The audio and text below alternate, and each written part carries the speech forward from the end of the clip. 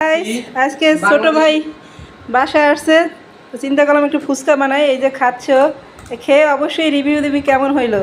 আগে টক ঢুকাই দেয়, আগেই কি এগুলো ঢুকায়?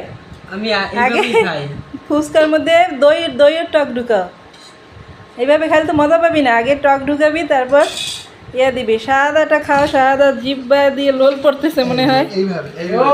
এই যে দেখো, সাদা তোমাকে খাওয়ার সিস্টেম শিখাই দিতেছে। হ্যাঁ, এটা হচ্ছে বাজারের best fuchka, made by Sumi.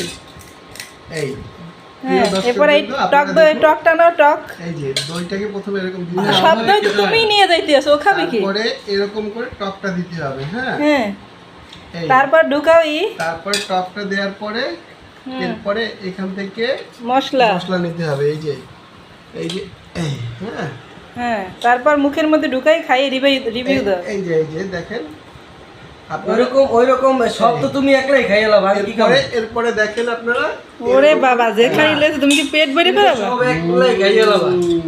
কেমন বলো? মাশাআল্লাহ, তুমি ভালো, ও কথাই বল না, জবান বন্ধ হয়ে গেছে। তুই বল যে কেমন হয়েছে। অনেক সুন্দর হয়েছে মাশাআল্লাহ, বিসমিল্লাহির রহমানির রহিম। এই যে আমার ছোট ভাইটা খাইলো, যে সঠিক একটা রিভিউ দিল। এইটা একটা বেদব, এটা রিভিউ ঠিক মতো দেয় না, খালি খায় আর বলে 7 আপ রান্না ভালো হয়েছে। এই যে খাওয়ার দ্রুত গতিটা দেখেন গাইস, দেখলে বোঝা যাবে যে কিরকম করে মজাটা পাচ্ছে ওরা। দোকানের থেকে ভালো আই থিঙ্ক আমার ফুচকা। সাজতে আর একটু খাইতে দাও। তুমি মাত্র 3টে সাইডে খাও, তুমি তো একবার খাইছো।